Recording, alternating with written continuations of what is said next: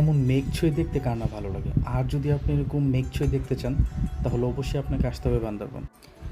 যখন আপনি পাহাড়ি উঁচু নিচু রাস্তা ধরে রাইড করে যাবেন তখন আপনার সাথে মেঘগুলো লুকোচুরি খেলবে। কিছুক্ষণ দেখবেন যে মেঘগুলো আপনার নিচে, আপনি মেঘের উপর দিয়ে রাইড করতেছেন। আবার কিছুক্ষণ পরে দেখবেন মেঘগুলো পাহাড়ের চূড়াতে উঠে গেছে। অল্প কিছুক্ষণ পরে দেখবেন কি আপনি মেঘের ভিতর দিয়ে রাইড করতেছেন। জি হ্যাঁ, এটাই আমাদের বান্দরবন। বান্দরবনে আপনি এই ওয়েদারটা পেতে হলে আপনাকে অবশ্যই বান্দরবনে বসার সময় যেতে হবে। আলহামদুলিল্লাহ আমার ভাগ্য খুবই ভালো ছিল, আমি বান্দরবনে এমন একটা আবহাওয়া পাইছি। তাহলে চলুন আজকে আপনাদের মেঘের রাজ্য বান্দরবনে নিয়ে যাই।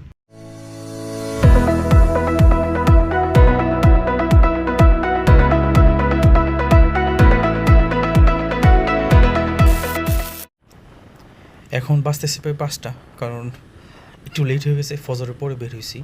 ফজরের পরে বের হওয়ার কারণ হচ্ছে কি, গতকাল কফি শেষ করতে করতে আমার প্রায় রাতে 10টা বেজে গেছে। সেক্ষেত্রে বাসায় আসলাম, খাওয়া দাওয়া করলাম, খাওয়া দাওয়া করে ফ্রেশ একটা ঘুম দিলাম, ঘুম দিয়ে উঠলাম, উঠে ফজরের পরে ইনশাল্লাহ বের হয়ে গেলাম আর কি। এই মাত্র চট্টগ্রাম শহর থেকে যাচ্ছি।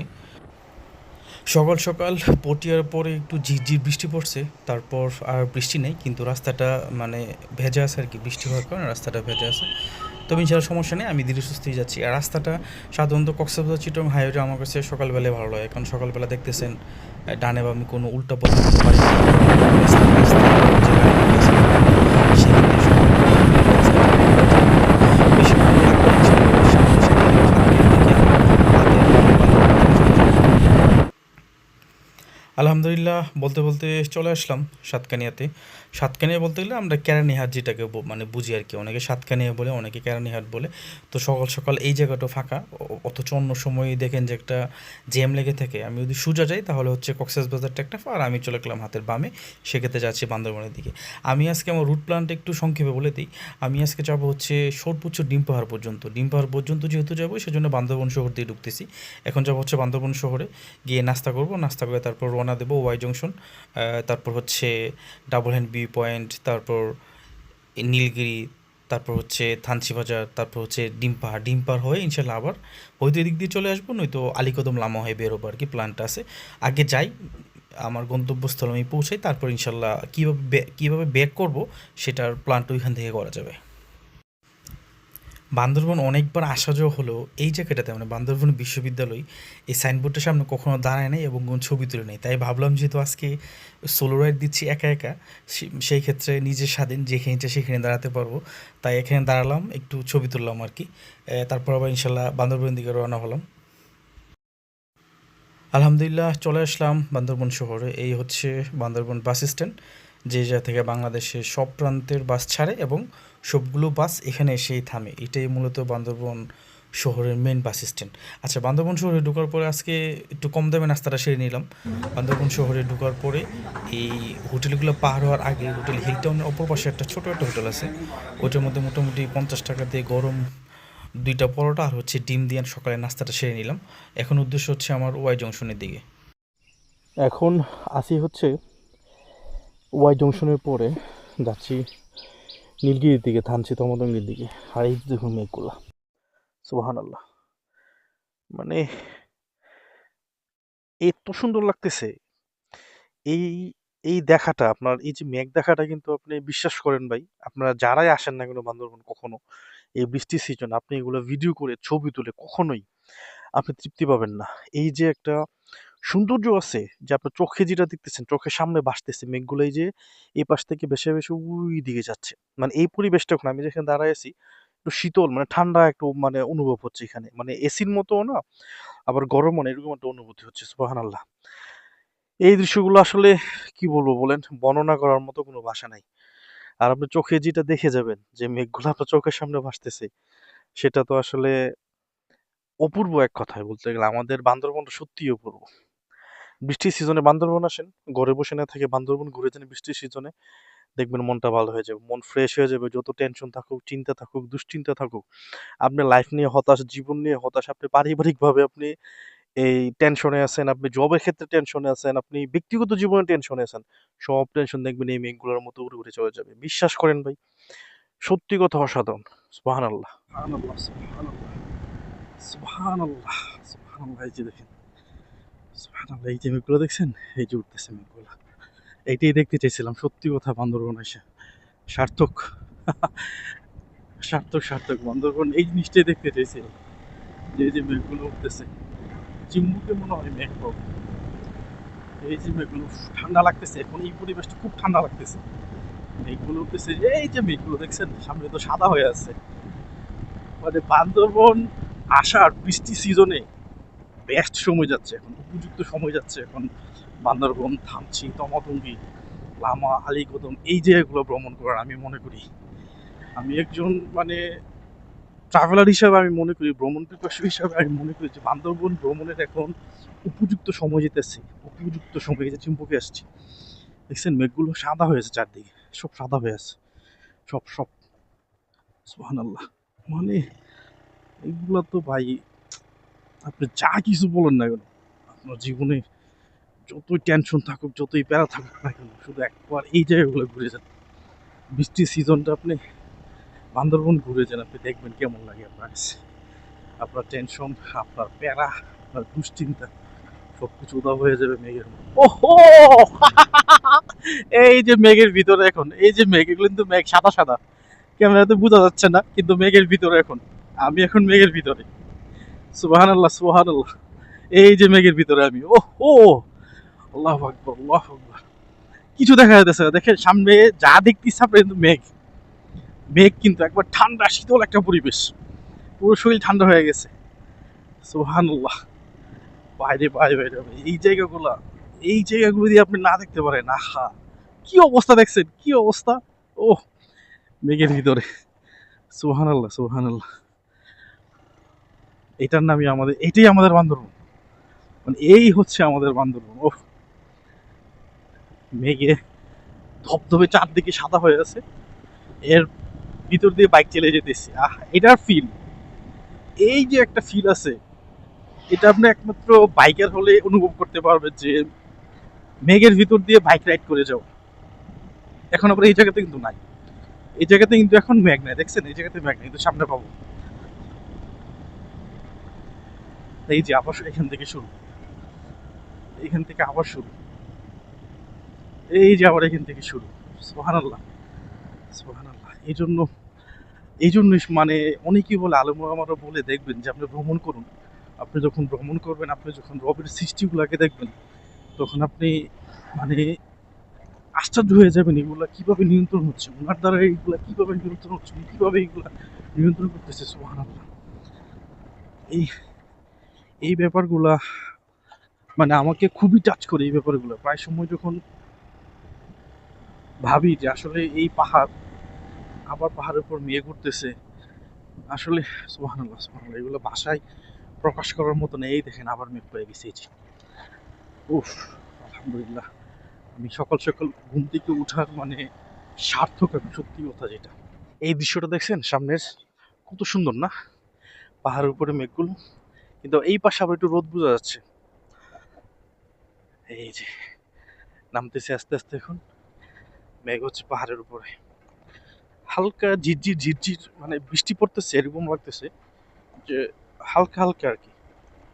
আমার আমার অভিজ্ঞতা থেকে, বা আমার মানে ক্ষুদ্র যতটুকু অভিজ্ঞতা অর্জন আছে, সেই থেকে আমি বলতে পারি যে আপনি কখনোই এরকম দৃশ্যগুলো, এই দৃশ্যগুলো আপনি কখনোই এই মোবাইলে ভিডিও ধারণ করে কখনো আপনি প্রশান্তি পাবেন না, কখনোই না। আপনি যত ছবি তুলুন, হাজার ছবি তুলুন একদিন, বা 2000 ছবি তুলে ফেলুন, আপনার মেমোরি ফুল করে ফেলুন মোবাইলে, কিন্তু আপনি এই দৃশ্যগুলো, চোখের দেখার যে একটা প্রশান্তি, চোখের দেখার যে একটা শান্তি, আপনি এই শান্তিটা কখনো ছবি তুলে পাবেন না, বিশ্বাস করেন ভাই। আপনি বাসায় যান, ছবি তুলছেন আপনি 1000 2000, আপনার মেমোরি ফুল, আপনি বাসায় গিয়ে একটা একটা দেখবেন, আপনার কাছে ভালো লাগবে না, ইস আরো কয়েকটা তোলা দরকার ছিল। কিন্তু আপনি চোখের যেটা দেখা, আপনি যখন একটা জিনিস চোখে নিজের স্বচক্ষে দেখে গেছেন, যে মেঘগুলো আপনার চোখের সামনে ভাসতেছে, মানে উড়ে উড়ে যাচ্ছে, চারপাশ দিয়ে মেঘগুলো উড়ে মানে উড়ে উড়ে যাচ্ছে, ডান পাশ দিয়ে যাচ্ছে, বা পাশ দিয়ে যাচ্ছে, মাথার উপর দিয়ে যাচ্ছে, এই দৃশ্য যখন আপনি কাউকে বর্ণনা করবেন, এই ফিলটা ভাই, এই বর্ণনা করার ফিলটা ভাই, আপনি আপনি মানে কি বলবো, এই বর্ণনা করার ফিলটা আপনি কাউকে বোঝাতে পারবেন না। যে শুনবে আপনার কাছ থেকে, যে শুনবে আপনার কাছ থেকে, উনি বুঝতে পারবে যে আপনি কতটা এনজয় বা উপভোগ করে গেছেন এই জায়গাগুলো। আলহামদুলিল্লাহ, খুবই সুন্দর লাগতেছে বান্দরবন। আমাদের বান্দরবন আসলেই বান্দরবনের মতো, যেটা ভাষায় প্রকাশ করার মতো না। বারবারই আমি আজকে উচ্চারণ করতেছি যে আসলে এই সৌন্দর্যগুলো ভাষায় প্রকাশ করার মতো না।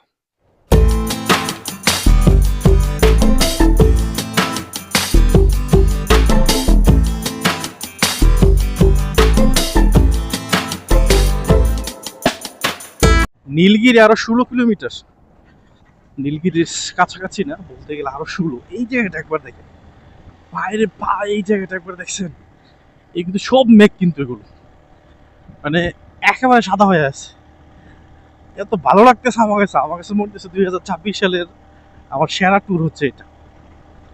আজকের এই বান্দরবনের ট্যুরটা আজকে হচ্ছে 12 তারিখ, জুন মাসের 12 তারিখ। এই দেখেন এই পাশে সাদা হয়ে আছে, 12ই জুন। আমার কাছে এই ট্যুরটা 2026 সালের এই পর্যন্ত সেরা ট্যুর হচ্ছে এটা। এখন আছি হচ্ছে টাইটানিক ভিউ পয়েন্টে। এই জায়গাটার কথা কি বলবো ভাই, সুবহানাল্লাহ। মানে এই মেঘগুলো দুই পাহাড়ের সাথে মানে বাড়ি খেয়ে মাঝখান দিয়ে আমাদের উপর দিয়ে ভেসে ভেসে যাচ্ছে। সত্যি কথা, ওই দিন যারা ছিল পর্যটক সবাই এখানে অনেকক্ষণ সময় কাটাইছে। আবার মেঘের ভিতরে চলে যাচ্ছি। টাইটানিক ভিউ পয়েন্টে ছিলাম এতক্ষণ। টাইটানিক ভিউ পয়েন্ট থেকে এখন আবার যাচ্ছি হচ্ছে ধানচির দিকে।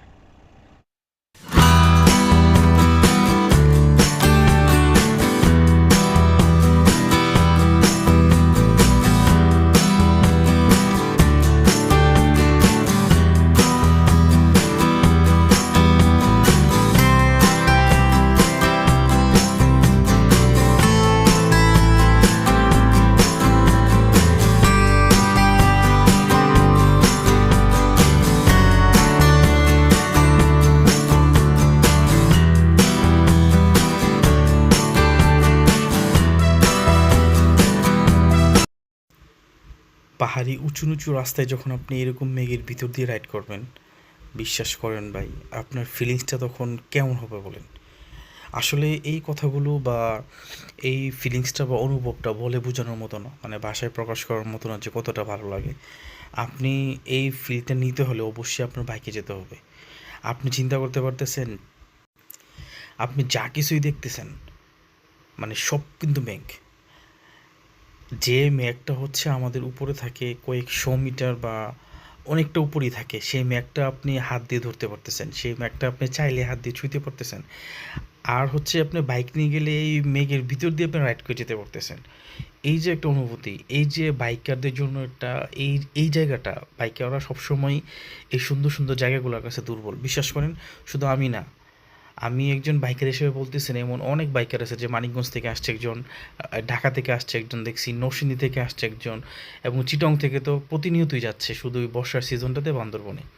কারণ বান্দরবনে যাওয়ার কারণ হচ্ছে এইটাই।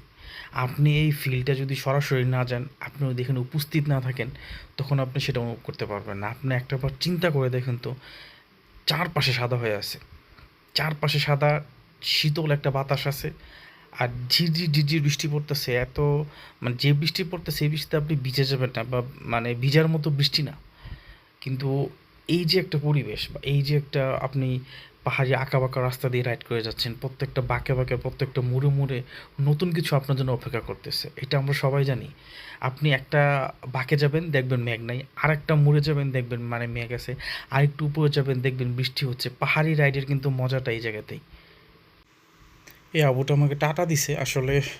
আপুর টাটা দেখার তো আমার কাছে সময় নাই, আমি এখন আসলে প্রকৃতি দেখতে আসছি, এই হচ্ছে সমস্যা আর কি। আর যদি বাইকারদের এরকম মাঝ রাস্তায় টাটা দেন, হাত তোলেন, তাহলে কিন্তু সমস্যা, একটু বাইক রাইড করতে একটু সমস্যা, কারণ মনোযোগটা সরে অন্যদিকে চলে যায়। যাই হোক, মনোযোগ সরবে না, প্রকৃতি দেখতে আসছি, প্রকৃতি উপভোগ করতে আসছি। আজকে শুধু প্রকৃতি দেখিয়ে যাবো ইনশাল্লাহ। আলহামদুলিল্লাহ, অবশেষে চলে আসলাম মেঘের ভেতর দিয়ে রাইড করতে করতে ডাবল হেন ভিউ পয়েন্টে। ডাবল হেন ভিউ পয়েন্টটা কিন্তু খুবই সুন্দর, আর একটু পরেই মানে সূর্যটা হালকা উঁকি দিবে, তো সেই ক্ষেত্রে এই জায়গাটা আরও বেশি সুন্দর লাগবে। আর এখানে গিয়ে দুজন ভাইয়ের সাথে পরিচয়, ওনারা চিটং থাকে, চিটং ওনাদের বাসা।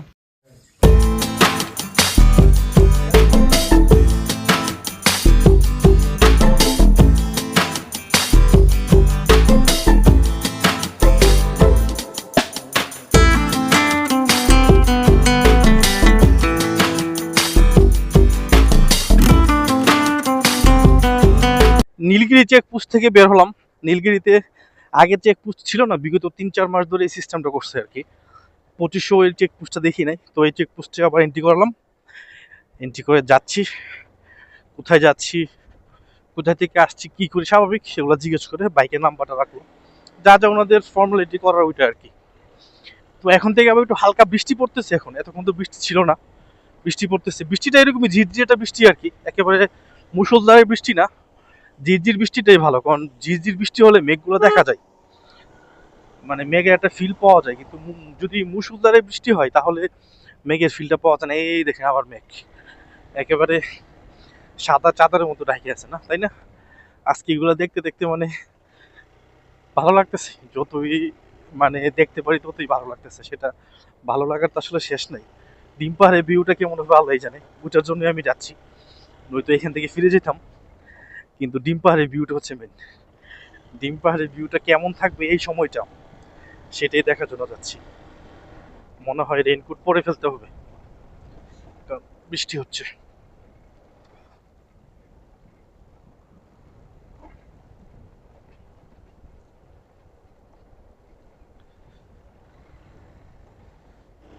সামনে বলিপাড়া চেকপোস্ট পাবো, বলিপাড়া চেকপোস্টে কিছুক্ষণ বিরতি দিয়ে তারপর আবার সামনের দিকে যাবো আর কি।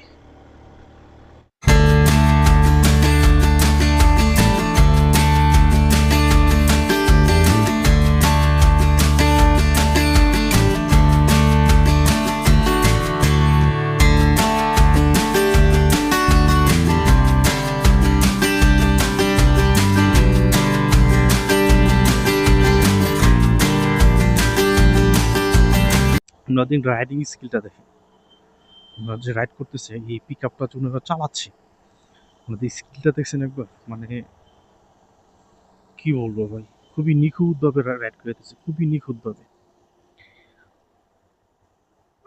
আর এই জায়গাতে তো আসলে ভুল করার কোনো সুযোগ নেই, আপনি এখানে ভুল করতে পারবেন না।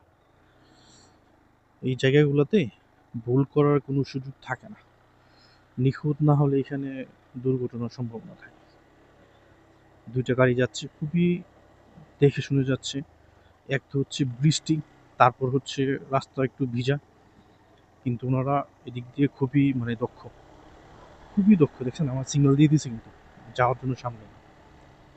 এই জিনিসগুলো আমার কাছে ভালো লাগে। মূলত প্রকৃত যারা ড্রাইভার আমি দেখছি পাহাড়ি রাস্তাতে, প্রকৃত যারা ড্রাইভার আছে, যারা মানে ড্রাইভিংটা কি বুঝে, তারা কখনো একটা বাইকে আটকে রাখে না, একটা বাইকে কখনো ওরা এই বাইকের সাথে প্রতিযোগিতা করা বা একটা রেস লাগা, এটা কখনোই করে না, আমি দেখছি, কখনোই না। তো সেই ক্ষেত্রে এই ভাইটা দেখছেন কত সুন্দর আমাকে সাইড, উনি আমাকে বলছিল কাঁঠাল খাওয়ার জন্য, যে দাদা আসেন কাঁঠাল খাবেন নাকি। আমি আসলে কথাটা বুঝি নাই, পরে বুঝতে পারছি যে কাঁঠাল ওনারা খাচ্ছে, তো পরে আমি খাইছি ওদের সাথে। আমার অবশ্য কাঁঠাল আমার এত প্রিয় না, তারপর যেহেতু উনি বসে, ওনার সাথে বসে খাইলাম আর কি। আসলে মিশুক হয় মানুষ, আপনি দেখুন, আপনি এই একজন মানুষকে দিয়ে পুরো একটা জাতি বলেন, পুরো একটা কি বলে গোষ্ঠী বলেন, তাদেরকে আসলে অপবাদ দেওয়া ঠিক না। যারাই বলে পাহাড়ি ভালো না, অথবা পাহাড়ি যে বায়ার আছে ওরা বলে সমতল ভালো না, আসলে হ্যাঁ সমতলও ভালো মানুষ আছে, সমতলও খারাপ মানুষ আছে, পাহাড়েও ভালো মানুষ আছে, পাহাড়েও খারাপ মানুষ আছে, এটা মিলেই, এই জিনিসটা মিলেই থাকে। উনি, আমি এই যে থানচি উপজেলার যে ইয়েটা আছে, গেটটা আছে যেখানে লিখে, ওইখানে দাঁড়াইছি, তো ওনারও রেস্ট নিচ্ছিল, বলছে দাদা আসেন কাঁঠাল খাই একসাথে, তো বসে কাঁঠাল খাইলাম। এটা আসলে উনি না বললেও আমার পারতো, তাই না বিষয়টা, কিন্তু উনি আমাকে বলছে। এই জিনিসগুলো আসলে ভালো লাগে। আপনি যখন কোথাও আসবেন, স্থানীয় লোকজন যখন আপনাকে একটু খুব ভালোভাবে ট্রিট করে, সেটা খুব ভালো লাগে আমার কাছে।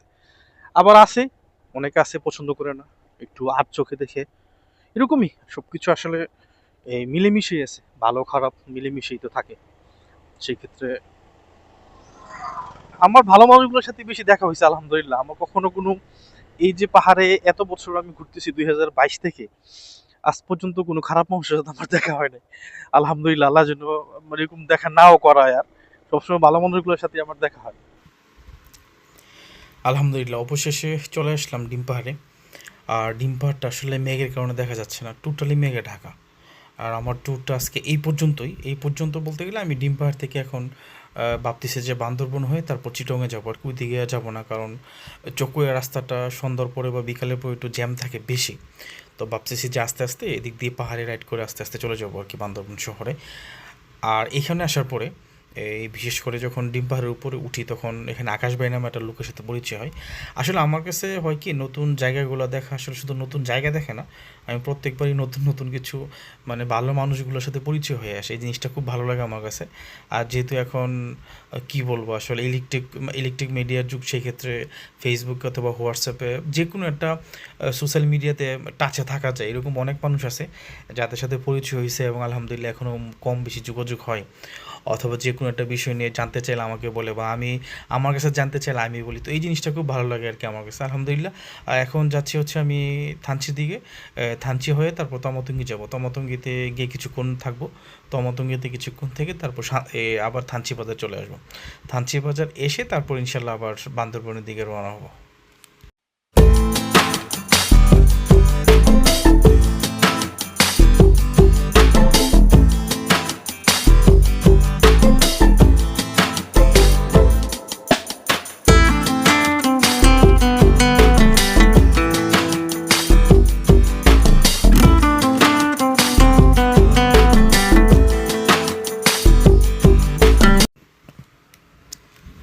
আলহামদুলিল্লাহ অবশেষে আসলাম তমতঙ্গিতে। তমতঙ্গির ভিউটা আসলে আর কি বলবো বলেন, এই বৃষ্টির সময় মানে হালকা বৃষ্টি, তারপর হচ্ছে মেঘগুলো চারপাশে দৌড়তেছে, উড়াউড়ি করতেছে চারদিকে। আজকে সারাদিন শুধু এগুলোই দেখতেছি। আর এই দেখাটা যে আসলে কয়দিন মাথার মধ্যে সেভ থাকে আল্লাহ জানে। সত্যি কথা মানে এইগুলো হচ্ছে তরতাজা মেমোরি আর কি, এগুলো কখনো পুরনো হবে না, এই স্মৃতিগুলো বা এই মেমোরিগুলো কখনো জং ধরবে না এইগুলোতে, এগুলো সবসময় তরতাজা থাকবে। এই দেখেন তমাতঙ্গির অবস্থা, যদিও হালকা বৃষ্টি হচ্ছিল, তাই আমরা প্রায় 3 থেকে 4টা চাঁদের গাড়ি দেখছি। আর বাইকার ছিল মোটামুটি তমাতঙ্গিতে 8 থেকে 10টা বাইক ছিল, অনেকে অনেক জায়গা থেকে আসছে।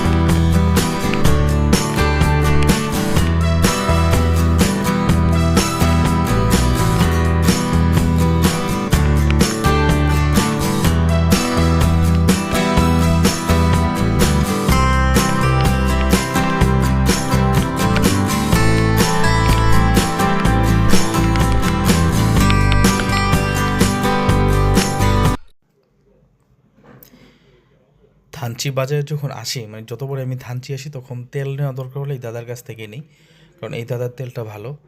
আর আমি যতবারই নিছি না, কোনো 4-5 বার বা আরও বেশি হতে পারে, ততবারই খুবই ভালো পারফরমেন্স পাইছি, কোনো সমস্যা হয়নি, দাদার তেলটা খুবই ফ্রেশ থাকে। তো সেই হিসেবে যেই আসেন বান্দরবন বা থানচির দিকে যেই আসেন সে দাদার কাছ থেকে তেলটা নিতে পারেন। আশা করি হতাশ হবেন, ইনশাল্লাহ ভালো একটা সার্ভিস পাবেন তেল থেকে। কিছুই দেখা যাইতেছে না, কিছুই না।